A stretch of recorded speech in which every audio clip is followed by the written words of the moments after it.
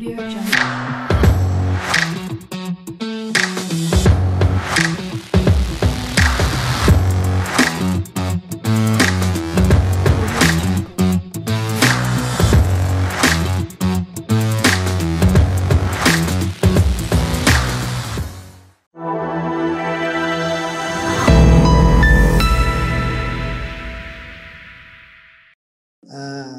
আমি প্রথম আমার পরিচয় দিই, শুনেছেন নিশ্চয়ই। আমি উইন্ডি গ্রুপে কাজ করি সিইও হিসেবে। আমার ক্যারিয়ার সম্পর্কে একটু বলি আপনাদেরকে শুরুর জন্য, কারণ আমিও আপনাদের মতো শুরু করেছিলাম। আমি বিআইএফটিতে পড়াশোনা করছি। আমি বিআইএফটির সেকেন্ড ব্যাচের স্টুডেন্ট। তারপরে আমি আমার কাজ শুরু করি স্ট্যান্ডার্ড গ্রুপে, আপনার ইন্ডাস্ট্রিয়াল ইঞ্জিনিয়ারিং হিসেবে। তো আমি কাজ শুরু করছি প্রোডাকশনে ইন্ডাস্ট্রিয়াল ইঞ্জিনিয়ারিং হিসাবে। তারপরে ওখান থেকে আমি মার্চেন্ডাইজিং করেছি ওখানে কিছুদিন। তারপরে আমি একটা ইউরোপিয়ান কোম্পানিতে কাজ করছি। দেন আমি ফ্যাশন ফোরাম নাম করে একটা কোম্পানিতে মার্কেটিংয়ের জেনারেল ম্যানেজার হিসেবে কাজ করেছি। এরপরে আমি উইন্ডি গ্রুপে মার্চেন্ডাইজিংয়ের জেনারেল ম্যানেজার হিসেবে জয়েন করি। এরপরে ওখান থেকে আমি ডিরেক্টর হই এবং ফাইনালি এখন আমি সিইও হিসেবে কাজ করছি গত 1 বছর। তো আমি আপনাদেরকে বলবো কিছু কথা এলাবোরেটলি। আমি বলবো হয়তো যে মানুষের সাকসেস, আপনারা যে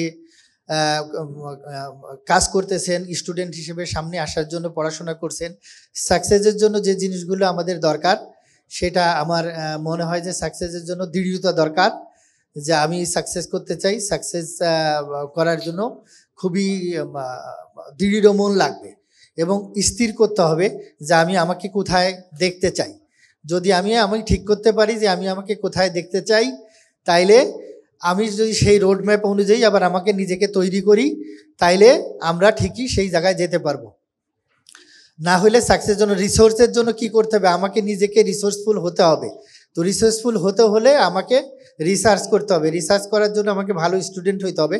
অর্থাৎ যখন যে কাজটা আমি করব, সেই কাজটা যদি আমি ফুলফিল করি 100% ঠিক মতো, অর্থাৎ যখন স্টুডেন্ট আছি, I have to do the study 100% properly, honestly, এবং সেটাকে ধারণ করতে হবে। যে জিনিসটা ভালো আছে, যে কারণে আমি পড়াশোনা করতে আসছি, সেই জিনিসগুলো ধারণ করলে আমার ধারণা সাকসেস আসবে। টাইমকে মূল্যায়ন করতে হবে, শিখতে হবে, শেখার প্রচণ্ড আগ্রহ থাকতে হবে, তাইলে কোনো সমস্যা হবে না। এ একটা জিনিস। আর হচ্ছে এখন আমি বলতে পারি যে আমাদের গার্মেন্টস ইন্ডাস্ট্রিতে কি কি পসিবিলিটি আছে। আপনারা ভালো করেই জানেন যে 87% এক্সপোর্ট আমাদের গার্মেন্টস থেকে ইনকাম আসে আমাদের দেশে। সেই জিনিসটা দিন দিন ভালোই হচ্ছে।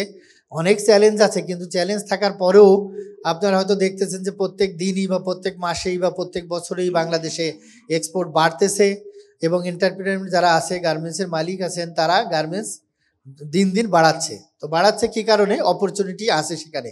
হ্যাঁ, অপরচুনিটি ধরার জন্য হয়তো বা অপরচুনিটি পাওয়ার জন্য হয়তো আগের চাইতে বেশি চ্যালেঞ্জের মুখে আমাদের পড়তে হচ্ছে। তো গ্লোবালাইজেশনের যুগে যেমন আমরা 2026-এ মিডিল ইনকাম কান্ট্রিতে যাচ্ছি। তো মিডিল ইনকাম কান্ট্রিতে গেলে আমরা যখন ইউরোপে এক্সপোর্ট করি, সেখানে আমরা ট্যাক্স ফ্রি পাই। তো নর্মালি মিডিল ইনকাম কান্ট্রি হলে তখন ট্যাক্স ফ্রি পাওয়ার কথা না। যদি ট্যাক্স ফ্রি না পাই, যদি 10% 15% ট্যাক্স দিতে হয় আপনার ইম্পোর্ট কান্ট্রির, তখন সেখানে একটু চ্যালেঞ্জ এসে যায়, ঝামেলা এসে যায়। আর এক সময় ছিল আমাদের দেশে যে ব্যবসাটা আসছে, আপনারা হয়তো জানেন যে যখন শ্রীলঙ্কা একসময় গার্মেন্টস ছিল, কোরিয়াতে গার্মেন্টস ছিল, সেইখান থেকে আমাদের দেশে কোনো না কোনোভাবে আসছে জিনিসগুলো। তারপরে আমরা লার্ন করছি, আস্তে আস্তে আস্তে আস্তে আমরা লার্ন করে আজকে এই জায়গাটা আমরা আসতে পারছি।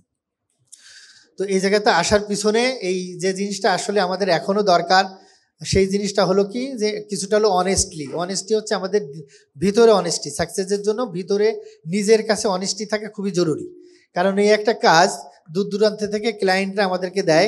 কোনো ক্লায়েন্টের অফিস আছে বাংলাদেশে, কোনো ক্লায়েন্টের অফিস নেই, তারা আমাদের উপরে রিলাই করে, ফ্যাক্টরির উপরে রিলাই করে। তো আমরা যদি এরকম চিন্তা করি যে কোনো একটা অর্ডার আমি পেয়েছি কোনো জায়গার থেকে, বাইরের থেকে, সেই অর্ডারটা আমার নিজের অর্ডার, আমি ফাঁকি দিব না, অর্থাৎ আমি অ্যাডজাস্ট করার চেষ্টা করব না, আমি প্রফেশনাল হব যতক্ষণ না পর্যন্ত আমার চোখে এটা মনে হবে যেরকম এটা হওয়ার কথা ছিল সেরকম না হবে, ততক্ষণ না পর্যন্ত আমি এটাকে সাবমিট করব না। তাইলেই আমার গার্ডস হবে। তাইলে আমাকে, আমার যে পার্টনার আছে, আমি আসলে বায়ার বলি আমরা সবাই অনেককেই, যে যারা হয়তো আমাদের ব্র্যান্ড অফিসে কাজ করে তাদেরকে আমরা বায়ার বলি। বায়ার কিছু পজিশন আছে, সোর্সিংয়ের কিছু পজিশন আছে, সবাই আসলে বায়ার পজিশন না। তো আমরা যারা ভালো কাজ করব, আমরা যারা দৃঢ়চিত্তে কাজ করব, আমরা মনে করি বা আমি পার্সোনালি যেটা মনে করি, আমিও কাজ করি হয়তো বাংলাদেশে একটা কোম্পানিতে, ওরা কাজ করে বাইরের একটা কোম্পানিতে, যে কোম্পানি হয়তো ইম্পোর্ট করে। আমার প্রোডাকশন ফ্যাসিলিটি আছে, তার সেল করার দোকান আছে। অর্থাৎ আমার প্রোডাকশন না হলে সে সেল করতে পারবে না, আবার দোকান না থাকলে আমিও সেল করতে পারবো না। সেই জন্য হচ্ছে যে আমার চিন্তা করতে হবে স্মার্টলি, যে আমার তাকে কলিগ হিসেবে ধরে নিতে হবে, যে সেও কলিগ, তার দায়িত্ব কেনা, আমার দায়িত্ব বিক্রি করা। তো দুইজনের ভিতরে আমিও তারা রেসপেক্ট করব, সেও আমাকে রেসপেক্ট করবে। এটার ভিতরে আমি পার্টনারশিপ তৈরি করব, সেই পার্টনারশিপের মাধ্যমে কাজে এগোই যাব। যদি সেইভাবে কাজ করি তাইলে আমার সাকসেস আসবে, আমার সাকসেস না আসার কোনো কারণ নেই। আর প্রফেশনালিজম এতটা জরুরি যে প্রফেশনালিজমের কারণেই হয়তো আমাদের দেশে অনেক এক্সপার্ট লাগে, কাজ করে। কারণ আমি দেখবো কি যে কেন আরেকজন লোক কাজ করতেছে আমি পারতেছি না। আবার একটা ভালো খবর কি, আমাদের দেশের বাঙালি ভাইরাও আস্তে আস্তে আস্তে আস্তে কিছু কিছু বাইরে গিয়ে কাজ করতেছে। আমি কয় মাস আগে ভিয়েতনামে গেছিলাম, বোসানা নাম করে একটা ফ্যাক্টরি ভিজিট করতে। আপনারা হয়তো নাম শুনবেন, ভিয়েতনামের সবচেয়ে বড় ফ্যাক্টরি বোসানা। তো ওখানে যাই দেখি কি যে লেজারে বাংলাদেশে 3টা ছেলে কাজ করে। তো আমার খুব ভালো লাগছে পরিচিত হয়ে। আপনারা জানেন সিএনডেতে কাজ করে আমাদের দেশের ডিজাইনার ছেলেরা। তার অর্থাৎ আমরাও যাচ্ছি, বাইরের যারা কাজ করছে তাদের কাছ থেকে আমরা শিখছি। এখন আমরা আমাদের কাছ থেকেও লোকজন শিখতেছে। এই যে আজকে আমি একটা বড় পজিশনে আছি, যে আমার মতো পজিশনের অনেকেই আছে, এইটাই হয়তো 5 বছর আগে চিন্তা করা যেত না যে আমাদের দেশের ওয়াশিংয়ের একজন হেড বা সিইও বা একটা ফ্যাক্টরি সিইও বাংলাদেশি কেউ হবে। বাট এখন সেটা হচ্ছে। সেইটা হলো আপনাদের কাছে ইন্সপিরেশনটা নিজে আগে ভিতরে ধরে নিতে হবে, টার্গেট সেট করতে হবে যে আমি আমাকে কোথায় দেখতে চাই। তারপরে অনেস্টলি হতে হবে এবং স্মার্ট হইতে হবে। স্মার্ট হওয়া মানে এরকম না যে আমাকে খুব সুন্দর দেখতে হবে, আমাকে স্যুট কোট পরতে হবে, না। স্মার্ট হতে হবে নিজের ভিতর থেকে স্মার্টনেসটা হবে। এবং আমার সবচেয়ে বড় সাকসেসের জিনিসটা, যেটা আমি আগেও বললাম, যে নিজেকে যদি ফাঁকি দিতে না পারি,